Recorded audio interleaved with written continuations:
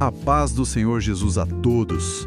Amém, que alegria! É uma alegria imensa. Antes da gente abrir as nossas Bíblias para o estudo de hoje, vamos parar só um instante para pensar uma coisa. Quantas vezes uma única frase, assim dita talvez há 10 ou 15 anos, ainda ecoa na nossa mente hoje? Nossa, muitas vezes. Pois é, a própria neurociência diz que o nosso cérebro age tipo como um velcro para palavras negativas, né? E como teflon para palavras positivas. É impressionante isso. A ofensa gruda de um jeito, mas o elogio muitas vezes simplesmente escorrega.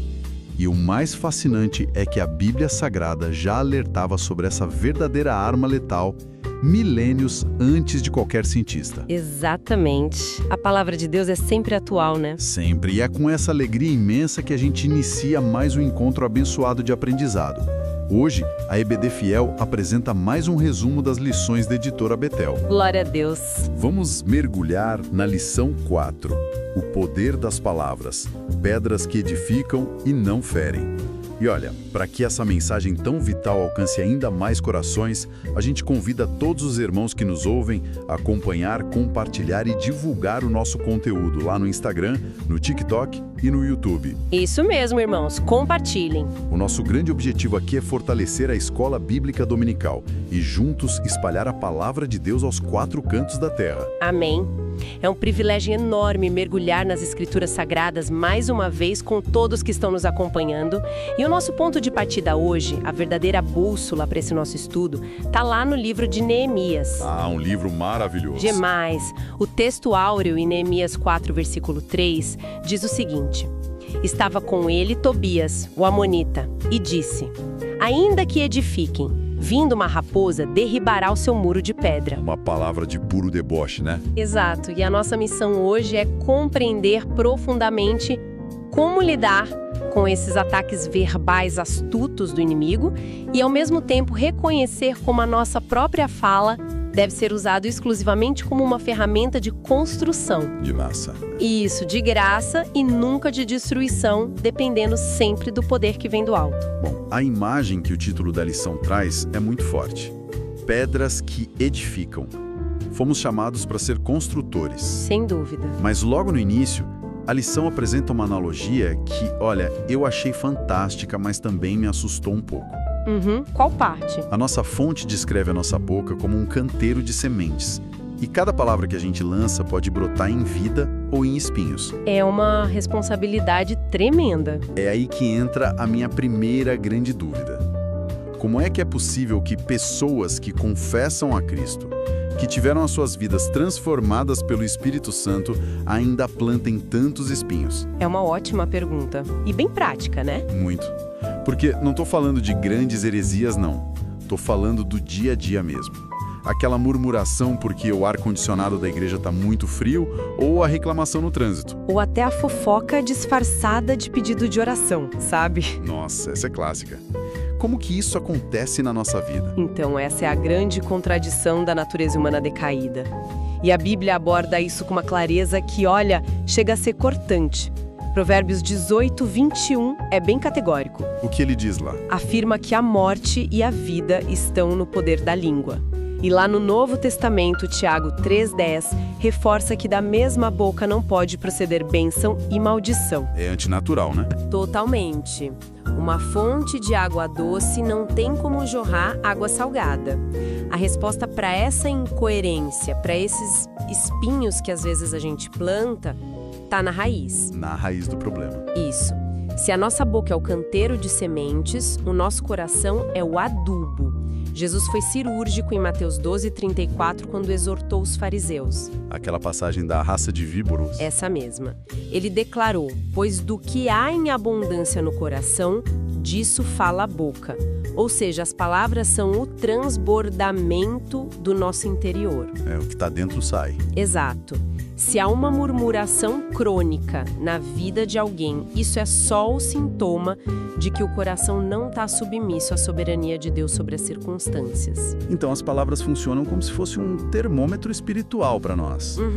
Bem isso. Tipo, a febre não é a doença em si, né? A febre só avisa que tem uma infecção ali por dentro. Perfeita analogia. E a gente vê essa infecção espiritual de forma muito clara na oposição que o próprio Neemias enfrentou. Os inimigos dele. Sim. Antes mesmo de qualquer tijolo ser assentado lá no muro de Jerusalém, inimigos como Sambalate, Tobias e Gesem já abrigavam uma insatisfação enorme nos corações deles. A gente vê isso lá em Neemias 2, né? Exato, o capítulo 2, versículo 10 mostra bem isso. O coração deles já estava apodrecido pelo orgulho, pelo ciúme, pela inveja da obra de Deus. E aí, quando a obra começa a avançar de verdade, a fúria interna deles simplesmente transborda em zombaria e calúnia externa, que é o que a gente vê no capítulo 4. Nossa, muito claro. As palavras venenosas eram só o fruto de corações que odiavam o progresso do povo de Deus. Por isso que é totalmente incoerente um crente salvo pela graça viver nessa prática da difamação. E o peso dessas palavras negativas é devastador, irmãos. Tem um relato na nossa lição que, honestamente, toda vez que eu leio me deixa perplexo. É o relato de Números 13. Esse mesmo, a história dos 12 espias em Canaã. Olha só, eles pisaram na terra que Deus prometeu. Eles viram os frutos gigantescos, a bênção estava ali diante dos olhos deles. Literalmente na mão deles, né? Sim, mas 10 deles escolheram usar a boca para proferir medo e pessimismo para a congregação. E o resultado disso, quem descreve é Caleb, anos depois, lá em Josué 14:8. É uma descrição muito triste. Muito. Caleb diz que os irmãos dele derreteram o coração do povo. Parem para pensar nessa expressão, quem nos ouve agora. Derreter um coração. É como cera diante do fogo. Exatamente. A cera perde a forma, perde a resistência, perde toda a utilidade. Uma nação inteira perdeu o ânimo de viver o propósito de Deus por causa de um relatório pessimista. E tem um detalhe teológico aí que é fascinante. Os 10 espias não mentiram sobre os gigantes, sabia? Não mentiram. Não, os gigantes realmente existiam lá. O pecado deles não foi relatar o tamanho do problema. O pecado foi omitir o tamanho do Deus que prometeu a vitória. Uau! Focaram na pedra e esqueceram do construtor. Exato. E o inimigo continua usando essa mesmíssima estratégia hoje para derreter corações. Ele mira na nossa mente com palavras que focam só no obstáculo, semeando aquela dúvida e paralisando a gente. Enquanto isso, Neemias fez exatamente o oposto, né? Em total contraste. Neemias não precisou de profecias mirabolantes para convencer um povo exausto a construir um muro do zero. Ele usou palavras de ânimo ancoradas estritamente na palavra de Deus e na memória do que o Senhor já tinha feito. É um contraste brutal para a nossa vida. É a diferença entre derreter corações com medo e inflamar corações com fé. Com certeza. E se a gente quiser trazer isso para as nossas aplicações práticas diárias, o desafio é gigantesco. Começando pela nossa vida pessoal. A lição nos desafia a adotar aquela oração curtinha do Salmo 141.3. Senhor, guarda minha boca. Isso. Vigia a porta dos meus lábios. É trocar o nosso hábito natural da murmuração pela disciplina da gratidão todo dia. E pensando na família, a lição traz um alerta severo de que palavras não evaporam. Elas não simplesmente somem no ar depois que a gente fala. Não mesmo. Jeremias 9:8 diz que a língua deles é uma flecha mortífera. É muito sério. A gente precisa ter um cuidado extremo para não proferir palavras que derretam o coração do nosso cônjuge ou dos nossos filhos. Porque, às vezes, uma correção feita sem amor deixa cicatrizes que duram décadas dentro de casa. É verdade. E pensando naquele nosso canteiro de sementes, hoje em dia as redes sociais são como um vento fortíssimo que espalha as nossas sementes para muito mais longe, né? Com certeza, o alcance é enorme hoje em dia. E na esfera da igreja local, a calúnia e a fofoca são anomalias no corpo de Cristo, não deveriam existir. Efésios 4 fala muito bem sobre isso. Sim, Paulo nos chama a falar apenas o que for bom para promover a edificação.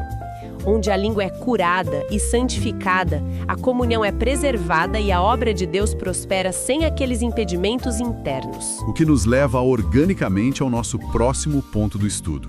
Porque assim, a gente pode até vigiar o nosso próprio canteiro e plantar boas sementes. Certo. Mas e o que a gente faz quando nós somos o alvo das flechas dos outros? O subtítulo da lição fala sobre superando ataques verbais. É um tema necessário, né? Muito. A Bíblia está cheia de exemplos de como reagir. E o primeiro que a fonte nos traz é Davi. Antes do gigante Golias, Davi enfrentou o próprio irmão mais velho, o Eliabe. Uma batalha dentro de casa. Exato. E as palavras de Eliabe foram puro desprezo. Acusou Davi de presunção, de maldade no coração. Mas aqui eu preciso confessar uma coisa para quem nos ouve. Pode confessar. A atitude de Davi é linda na teoria, mas na prática. Olha, se alguém da minha família me diminui injustamente na frente de outras pessoas, a minha carne grita por justiça na hora. A nossa natureza quer revidar, né? Eu ia querer entrar numa discussão ali mesmo, para provar por A mais B que eu estava certo e ele estava errado. Como é que a gente simplesmente dá as costas, como Davi fez? É verdade, contraria totalmente o nosso instinto de autodefesa. Mas o versículo 30 de 1 Samuel 17 diz que Davi simplesmente desviou-se dele para outro. Ele só virou as costas e foi falar com outra pessoa. Sim, mas olha, ele não fez isso por covardia ou fraqueza. Davi sabia de uma verdade espiritual profunda. O inimigo frequentemente usa ofensas menores e pessoas muito próximas da gente para nos distrair do verdadeiro gigante que a gente deve enfrentar. Nossa, isso é forte. Imagina se Davi gastasse a tarde inteira discutindo com Eliabe sobre quem era o mais humilde ali. Ele ia chegar exausto, amargurado e totalmente sem foco para lutar contra Golias. O gigante teria vencido Israel. Exatamente, porque o libertador estaria ocupado demais ganhando uma discussão familiar inútil. Caramba, isso muda tudo na nossa percepção. Ignorar a ofensa não é engolir sapo, como a gente costuma dizer. Não mesmo. É gestão de energia espiritual. É não se distrair do verdadeiro alvo que Deus colocou na nossa frente. Perfeito. E a lição traz outro ataque que é ainda mais cruel que o ciúme: a calúnia. Aquela mentira que ataca direto a nossa integridade moral. E o maior exemplo lá no Antigo Testamento é José. A história de José é de chorar. Vendido pelos irmãos, e aí depois de servir fielmente a Potifar, lá no Egito, ele prefere a prisão ao pecado. E qual foi o pagamento dele? A mulher de Potifar levanta uma mentira hedionda, terrível sobre ele. Uma injustiça tremenda que levou José direto para o fundo do poço social. Ele ficou totalmente indefeso na prisão. E não pensemos que foi fácil para ele, não. A lição destaca Gênesis 40:14, que é o clamor humano e dolorido de José ao copeiro do rei. Ele diz: "Lembra-te de mim e faz-me sair desta casa." Ele estava sofrendo muito ali. Tava.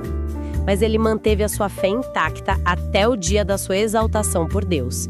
E é impossível a gente não ligar isso ao próprio Senhor Jesus Cristo, né? Verdade. A revista Betel nos lembra de Marcos 13:22. Isso. Jesus suportou acusações vis dos escribas. Eles diziam que ele expulsava demônios por Belzebu. Imagina só. Se o Filho de Deus suportou a oposição caluniosa em silêncio, confiando no Pai, nós também vamos enfrentar incompreensões sem perder o foco celestial. O servo não é maior que o seu senhor, né? De forma alguma. E falando em não revidar, a gente não pode deixar de comentar a história de Isaac, em Gênesis 26, que a lição também aborda e eu acho maravilhosa. Isaac cava poços, acha água no deserto, e aí os pastores de Gerar vêm e tomam o poço dele. Tomam na força. Isso. Aí Isaac chama o poço de Ezeque, que significa contenda, e ele simplesmente vai embora. Cava outro poço, os inimigos tomam de novo. Ele chama de Sitna, que significa ódio, e vai embora de novo. Eu fico imaginando os servos de Isaac pensando: chefe, nós temos um exército, por que a gente não luta pela nossa água? Pois é, essa é a lógica carnal que todos nós temos. Lute pelos seus direitos a qualquer custo. Mas Isaac estava operando num nível de fé muito superior. Isaac tinha a revelação de que a água não vinha do buraco na terra de Gerar. A água vinha da aliança de Deus com Abraão. Aleluia. A bênção não estava presa a um CEP, não era territorial, a bênção estava sobre a vida de Isaac. Ele entendeu, olha, vocês podem ficar com a lama e com a contenda, para onde eu for, Deus fará brotar água de novo na minha vida. Que liberdade espiritual maravilhosa para os nossos dias. Ele abriu mão dos poços da contenda porque ele sabia de onde vinha a verdadeira provisão dele. Se nós carregamos a bênção do Espírito Santo, nós não precisamos perder a nossa paz brigando por poços de Ezeque e Sitna na nossa vida. Amém, é bem isso. E trazendo isso para o chão das nossas aplicações práticas, quem nos ouve agora. Na vida pessoal, o texto cita Provérbios 26.20, que diz: sem lenha, o fogo se apaga. Se nós somos atacados na internet ou no trabalho, qual deve ser a nossa atitude cristã? Tirar a lenha. Exato. Tire a lenha. Não responda. Deixe o fogo do zombador morrer de inanição. E na nossa família, como é que a gente aplica isso na prática? Aplicando a mesma sabedoria de Davi. Não entre em fogo amigo dentro da sua própria casa. Não deixe que pequenas faíscas virem incêndios que destruam os laços familiares. Com certeza. E na igreja, nós aplicamos o que diz Tiago 1,19. Sermos prontos para ouvir, tardios para falar e tardios para nos irar. É um desafio, mas é necessário. Ser um promotor da paz no corpo de Cristo exige maturidade. Desviar-se da fúria não é covardia. É o ápice do domínio próprio gerado pelo Espírito Santo em nós. Isso nos prepara de forma fantástica para olhar para o maior exemplo de resiliência e foco desta lição. No nosso desenvolvimento final, a gente olha para a liderança de Neemias diante do complô. Esse texto é maravilhoso. A imagem de Neemias 4,17 é épica, né? O povo trabalhando com a colher de pedreiro numa mão e a espada na outra. Mas tem um detalhe sutil nas táticas do inimigo.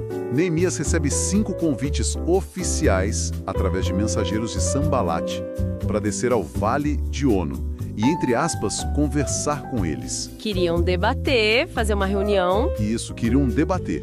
Como é que Neemias teve o discernimento tão afiado para perceber a armadilha e não ir lá para a mesa de debate se defender? Porque Neemias tinha uma missão inegociável e uma percepção espiritual muito aguçada.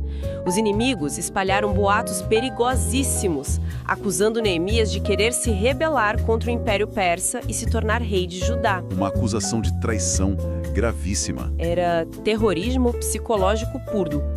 O instinto humano ali gritaria na hora: eu preciso descer e dar uma entrevista coletiva para limpar o meu nome urgentemente. Nossa, qualquer líder faria isso hoje em dia. Pois é.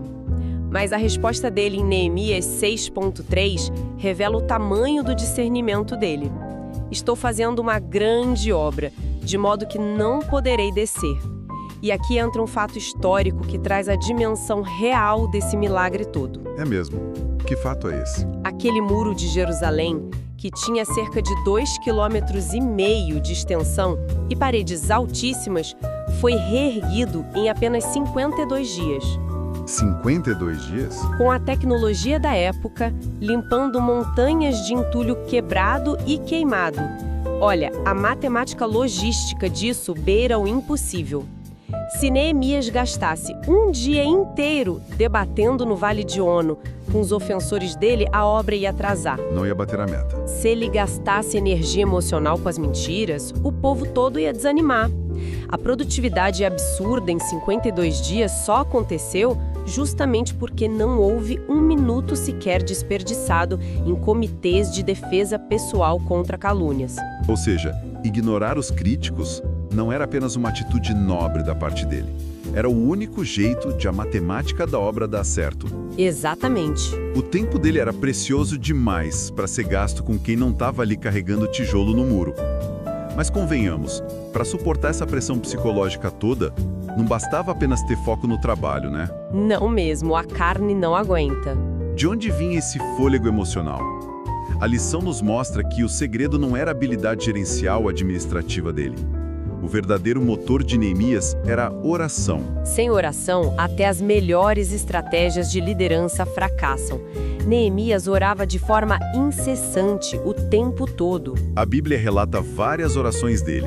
Sim, Ele ora lá em Suzã, quando recebe a primeira notícia, ele faz aquela oração relâmpago, silenciosa antes de falar com o rei Artaxerxes, e nos momentos de ameaça máxima, lá no muro, em vez de convocar reuniões de crise com a equipe, ele clama aos céus primeiro. Ele é direto na fonte.